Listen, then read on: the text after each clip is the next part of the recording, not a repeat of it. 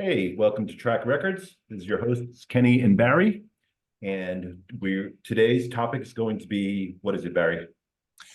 Well, since we just moved into 2024, I figured it would be worth going back over the last year or so and calling out some notable people who passed away.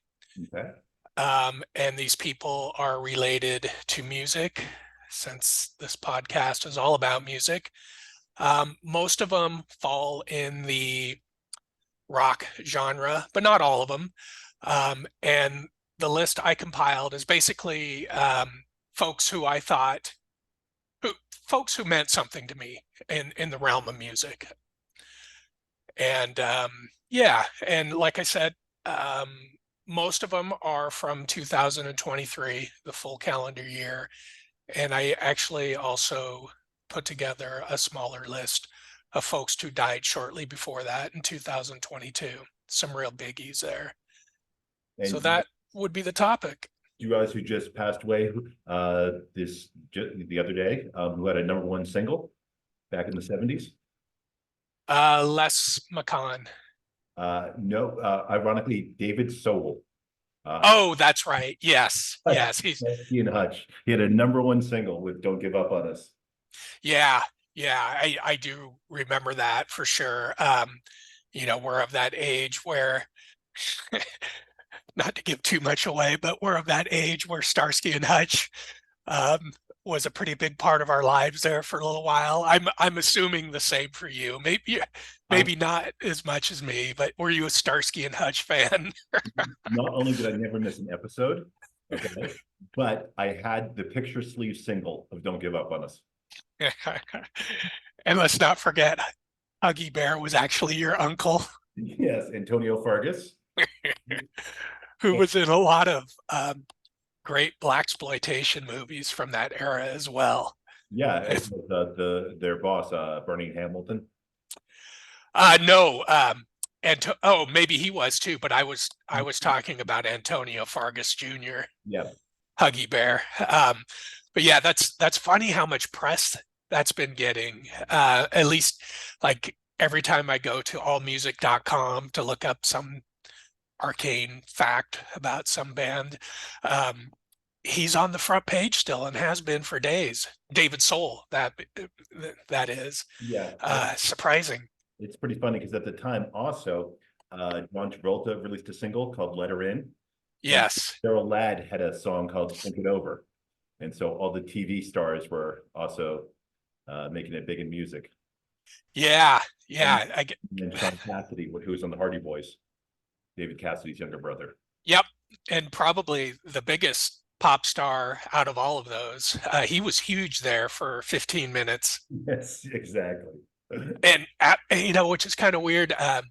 His older brother, David, was so huge. Like, in fact, I know he sold more records one year than anybody else on the planet. I think it might have been 73 or something. And the reason I know that is because you sent that to me in the form of a trivia question probably about 5 years ago.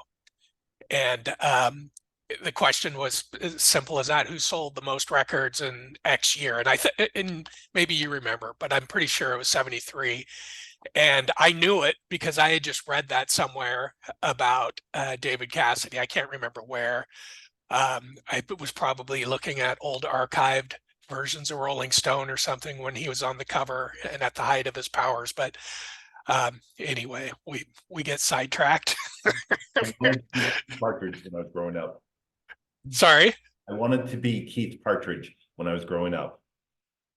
He, David he had, Cassidy, starring role. yeah, he had the looks, Yep. the music, the chicks.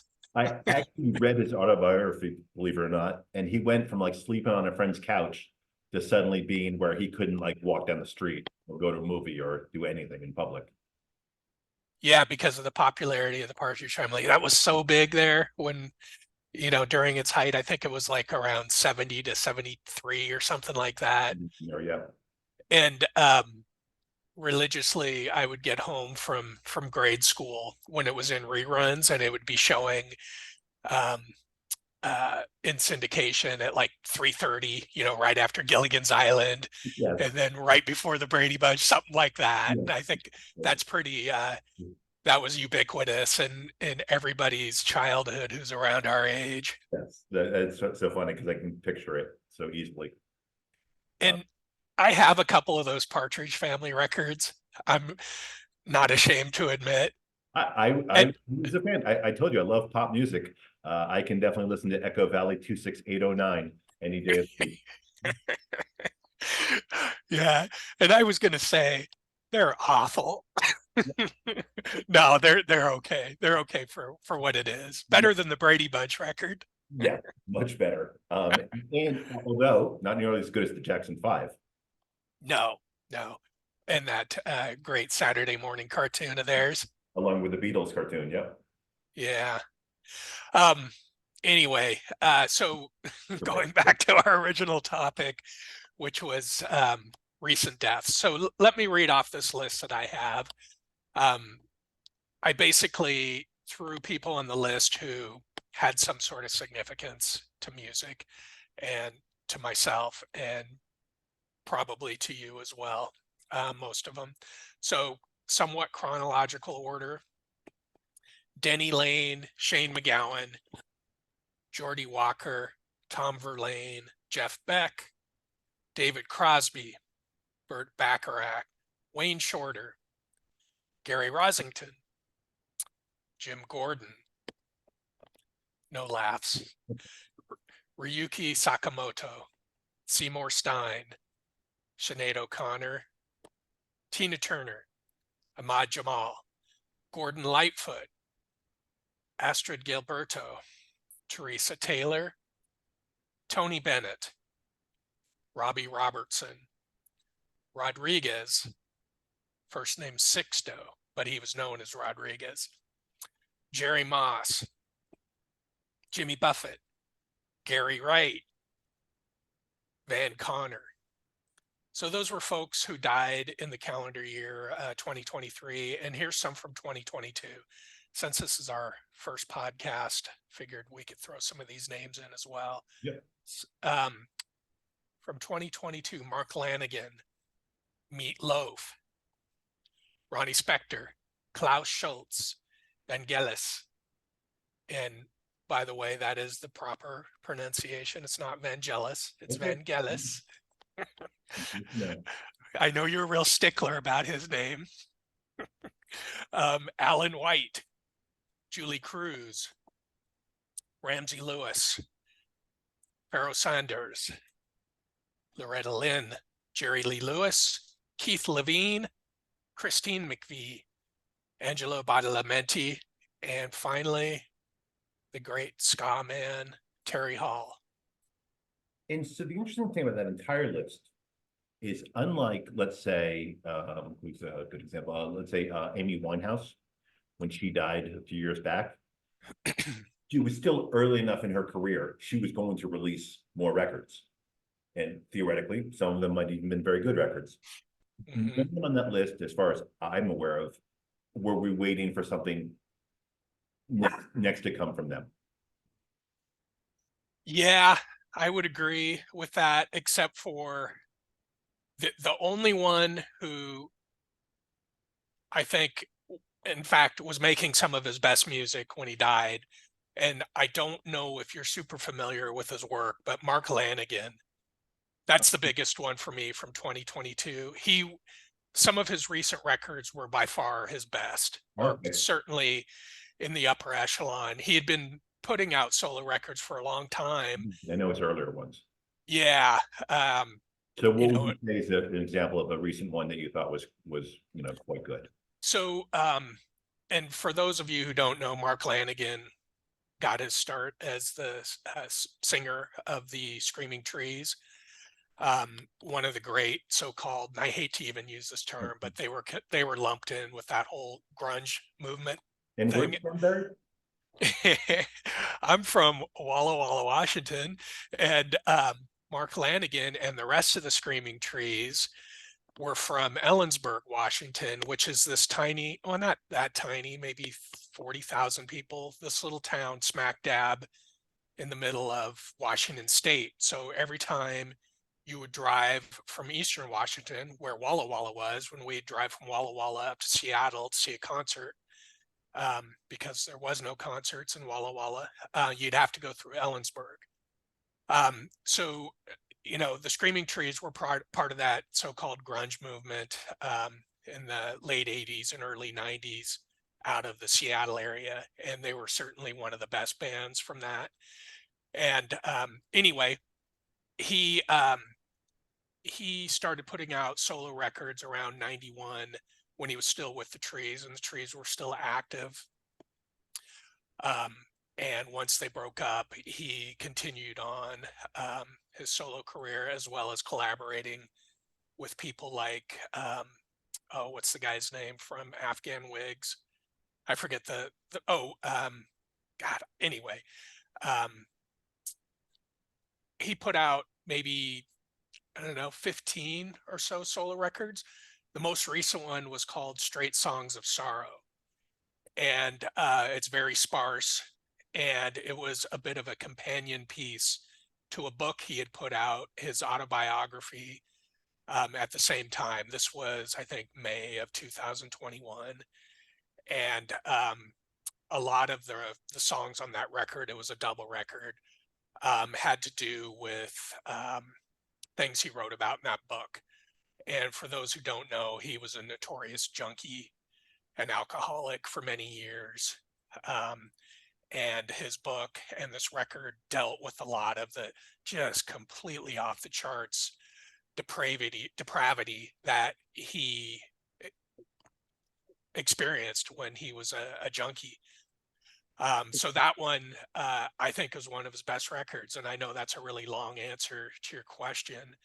But the 5 records or so before that are all some of his best as well. He started, once he cleaned up and got sober, which I think was for the last time around 2012 or something, he started becoming way more productive and put out like the first part of his solo career, he'd put out a record maybe every 4 years. Once he became sober, he started putting out up to a record, if not a couple a year, and it was really quite a run. And with I'm assuming it was his sobriety that spurred that on. but Sorry. it's interesting that he's not that well known to the general audience, and that he was able to release that many albums. Was that an independent label or? So he was originally his first handful of records were on Sub Pop. Okay. You know, the Yep. the famous Seattle so-called grunge label. And then God, after the Sub Pop years, I'm trying to remember what label he went on he started releasing stuff on a series of indies. Okay. Oh, one of them, of course, was 4AD, the very prestigious English indie label that was started by the guy from Cocteau Twins. So I know they put out a few of his records, and then the last handful, I forget what label, maybe ATO. I can't remember. It couldn't be Sorry. selling like, a ton of records. No, no, they weren't. But what he did have, he had a huge, or I should say, a very strong cult following. Right. So the people who were into him, really, really into him, and I include myself there. Like, as far as rock singers go, I don't know if there's a better one. And that includes, That you know, is the powerful. entirety of rock. That is one powerful statement. Yeah, so you haven't listened to much of him, I'm assuming. Not that much. Just Kim was a fan, and when we were together, I definitely heard some, but not like I didn't know what she'd be playing it, and I just hear it, and I didn't. And she'd say who it was, but I didn't know like what particular song or particular album or whatever she was listening to. Yeah. I will say that I was so anti-grunge that anything associated with grunge, I hate Pearl Jam, for example. Anything even associated with grunge made me just run in the direction. Yeah. I I initially had that knee-jerk reaction to all those bands. I gotta say, up until probably the early 2000s, so way after that whole thing had died out. And then I started exploring some of those bands, like the Trees, like Mark Lanigan's solo stuff, and even Pearl Jam. And once I got past my knee-jerk reaction to that whole grunge thing, I started really liking And there's a some, lot of that stuff. I like some Alice in Chains, a bit of the Screaming Trees. I'm trying to think who else I like. I've really tried to listen to Pearl Jam because they were, so big at one point. And because Eddie Vedder actually seems like a really cool guy in a lot of ways. And so I really wanted to give them the benefit of the doubt more than I would give most bands. And I just don't like them. I just don't get it. So, have speaking of them, have you heard or have you listened to closely their second and third records? Second one's called Verses. Third Yeah. one's called Vitology. Have you listened to those? Second one, again, I've listened to like two or three songs off each, album. And Hmm. much like in a very different type of music, obviously, but much like when Coldplay was huge, I do not get this. Oh, they totally blow. Yeah. I'm right there with you. That pappy, hacky shit. Yeah, as opposed to there's some music where I'm like, okay, I don't like it, but I can see why people do. So like going back to one of the people on your list is someone who's an artist I really dislike, Jimmy Buffett. I don't like his music at all, but I get why people like it. Yeah. And then with Pearl Jam, I don't know, it's just a little, I don't know, too dark, too heavy, too leaden, you know. Um, Hmm. and that it just where the ironically I love Joy Division. And so it's just a matter of taste, I guess. It's funny that you say that about Pearl Jam. Some the knock on them that I hear from some friends, and for the record, I actually like them very much. Mhm. I Some of my friends have said that they just sound like a pedestrian rock band to them, almost like a pedestrian arena rock band. Yeah, Um, I get that. Sounds like that could come from you as well. Yeah. And it's interesting because if someone had offered me tickets, like free tickets to see Pearl Jam at their height, I would have said no, I would have passed. Uh, um, It would have killed for that. So Back to the Lanigan thing. I wanted to recommend a couple yes, please, records to you that to our I audience. think would be a good place for you to start. So he did three records in collaboration with Isabel Campbell. You know who she is. Name rings a bell, but no. So she was in a band called oh God, the name is Bell and Sebastian. Sorry. Yep. Okay, so I was never a big Bell and Sebastian fan, Scottish band, Yep. and I know. and I don't know their music that well, but I know she came from that band. And her and Lanigan teamed up for three full records together that sound to me the blueprint for these records is Lee Hazelwood and Nancy Sinatra. Not sure if you're familiar with I those two love records that. they did. I love that stuff. Okay, so knowing that, I think you would like these records. Okay, Um, now you gave me the right combination. Now I'm super intrigued. Okay. okay, the So first Simple one's Morning or Sand, some really great Nancy Sinatra songs that you did with Lee Hazelwood. yes. Uh, so check these records out. One's called Ballad of the Broken Seas, came out I think around 2006. Okay. Sunday, A Devil Dirt came out a couple of years later, and then the last one they did was Hawk, came out I think in around 2010. But um, they're somewhat sedate and acoustic driven, but just like those Nancy and Lee records, they switch off vocals, and I can only assume you would dig them if you love the Nancy and Lee stuff, like you just I said you do, and did. I do like the switching off vocals. It's funny because in High Fidelity at one point they're playing Bell and Sebastian, and Jack Black refers to it as sad bastard music. And Kim had one or two of their discs, and like it was like I found it to be like background music. But I'm definitely intrigued to hear her with Mark Lanigan. Yeah, yeah, her voice, she's a great singer, of course, and you know my thoughts about his singing, so it's a pretty cool combination. And I think some of those records were some of the best-selling records for Lanigan, so it seemed like it was a collaboration that would go on. But for whatever reason, after that third one, I was reading an interview with him, and they were talking about how much those records were liked and loved by his fans, and he was very curt about, oh yeah, we're never working again together. And he didn't really give a reason or anything, uh, but it was clear, it seemed clear that they had some sort of serious falling out. Not But surprising.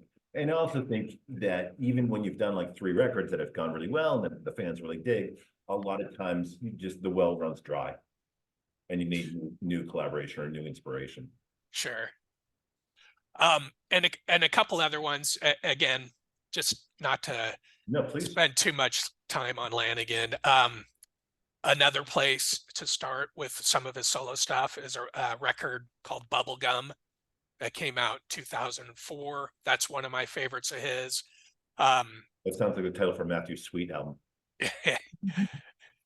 well, you said you're a fan of Bubblegum. Yes, yes, yes. So um, I'm and intrigued. then another one is called Blues Funeral. So Lanigan could be thrown in that category of sad bastard music too. Most of his stuff is really dark, and some would construe it as really depressing, and it's like, I think crawling in the that's slime type stuff. But I love it. He's just one of my all-time favorites. and I think that's the sort of sound that really divides people. Some people like that darkness, they want to go there, and other people are more, want to stay away from that, or much more interested. Like for me, I tend to, and I do like some dark stuff, I really do, but I tend to be focused more on, as I've mentioned before, power pop, surf rock, that sort of stuff. Uh-huh. Stuff that's I wonder if that's due to we have enough sadness and darkness in our own lives. Do you feel like, and not to speak for you, but in general, there's plenty of things to be sad and dark about in life in general. So do you Yeah, tend to feel like you don't need that in your art as well? I would say that I would go to music for, yeah, it's for uplifting, rather than, but again, like I said, big Joy Division fan though. And some of the Velvet Underground stuff is on the darker side, and I definitely love the Velvet's one of my all-time favorite bands. But more upbeat or more like angry, like the Clash, and so or the Pistols. And so yeah, just not as interested in dark, because the Doors, who I used to really like, I would describe more as faux darkness. Yes, I would agree with you there. It's like, yeah, it almost seems like it's just a stage play or something. It's an act, Yeah, you know. as opposed to someone like Lanigan, who comes from that darkness. Yeah, boy, and I know you like reading rock bios. Um, man, you would probably well, again, it's so dark, maybe you wouldn't, but his rock bio is one of the best Well, because it's so candid. Um, and it's just so uh, he was such a depraved human being while making all these great records with the Trees and then solo records, and he's this super talented singer, but man, what a depraved motherfucker he was when he was a junkie, yeah, well, crackhead, yeah. alcoholic, everything. I think in particular, being a junkie or a crackhead, that leads you to doing stuff like you would never otherwise think of doing, but nothing's going to stop you. Yeah, supposedly the drug has that strong of a pull Yeah. and control over you.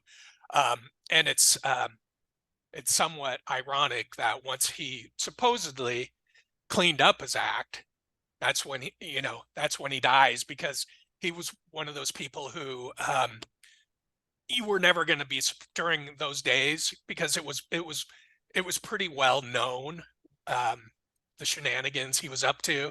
Right. Like the local Seattle papers would write about it, and there'd be something in the Stranger about so and so rock star moved out of his Capitol Hill apartment, and the apartment walls were completely drenched in splattered blood, and they were talking about Lanigan. But it's just kind of ironic that he made it through all those years because he was one of those guys who you figured, oh, he's going to be an early rock and roll casualty, and he made it through all that. And then it was 5 to 6 to 7 years after he cleaned up his act when he died. Well, and But it still takes a toll even after you're clean. So, yeah, that's true. That's true. well, And the cause of death never did come out, but I can only imagine it was due to the abuse during those years. as they say in The Last Waltz, the road's going to kill you. But and when Marty Ballin was asked back in '73, I guess it was, why he quit Jefferson Airplane, he said, "I don't like cocaine." And he was basically the only person in the band who was like not, an addict, and he Yeah, couldn't be around them. yeah, It must be tough to be in a band, where someone's really strung out, especially if it's the face of the band.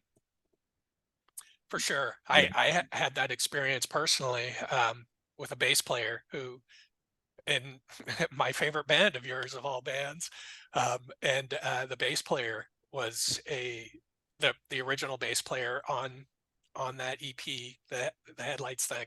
Um, uh, he was a junkie, and when I started playing with them, he was clean, and he quickly went back to his old ways, and it was almost stereotypical. Like the guitarist and I would show up for practice, and he would be um, nodded out on the sofa in our little practice room, and you could not wake him up. Yeah, and so so you can't do anything. And it's interesting, when you look back at the Stones and Keith, that like they were never going to kick him out of the band, but obviously they had to do a lot of things to get around his drug use over the years. And Like having those, and I don't know if it was due to the Stones management or if it was on his own accord getting those blood transfusions. that was always a big one. Yeah. Can you imagine that? You do so much heroin knowing that, oh, well, I can just get my blood transfusion and be fine. I guess that was the idea, is that you could cure your addiction to it by getting your blood changed out. Is that And I don't know how I know supposedly he did it, but I don't know how much of that is like what's an urban myth and what's not. right? But it was definitely, yeah, rich man rock vampire. Um, and he's quoted as like, if he could do that, then like why ever quit? Just occasionally, switch out his blood. Yeah, it's not like he had a regular job he had to worry about attending, or any regular rules of society. But there were shows. There was a show in Toronto where he was jailed before they were going to go on, and it took a lot of work to get him out of jail and to be able to even perform, because he got busted several times over the years. Yes, and that was like around Some Girls. I was like 78-ish or Yeah. something, 77 maybe. Yeah. I do remember even reading about that when it was going on, like in Cream magazine or Rolling Stone back then or whatever.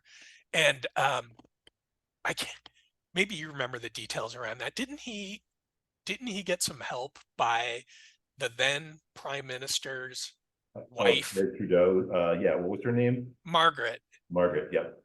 Yeah. She might have helped the Stones out in that situation, because I know she was palling around with them and going to their shows. Um, and I wonder, and I'm sure we could look it up. I wonder if she had something to do with him getting out of trouble, out of jail, so to speak. I'm sure she did, because she and Mick were close. There was rumors of a romance there, and and the Stones. It's interesting. The Stones, more than any other band, always had like various aristocrats and so forth, people, famous writers like Norman Mailer, people who just wanted to hang out with the Stones. And so, And like, I can understand that. yeah, but it's just interesting because like even more so, I mean, the Beatles had that bit, with Peter Sellers and people like that earlier on, but like the Stones for one thing, because they were, lasted so long, but also they just really had that sort of, you know, like people were just intrigued by them, in a way that no other band had that sort of cachet. Yeah. So much charisma um, coming from the music and coming from them as people, and the way the press covered Yeah. Mick and Keith in particular. In a way that like the Who or Zeppelin or whoever never had that sort of, focus on them. Yeah. Um, Keith, so got married, well, a huge deal, to Bianca. And yeah, huge. Like they were the Bianca and Mick were the Taylor and Travis of their day. right. And please don't shoot me for using that analogy. She's ruining pro football. Go back to uh, where you came from, Taylor. sorry, Go back to your Swifties. that's so ridiculous. That whole thing is disgusting. Um, well, I think we've about used up our 30 minutes for this week, and we barely touched on the surface, shockingly. Yes. So should we call it a day and reconvene? Yep. And then pick up where this left off. Okay. Next week, same bat time, same bat channel. All right, my friend. All Talk right. to you then. Sounds good. Thanks, Ken. Yeah. Bye-bye.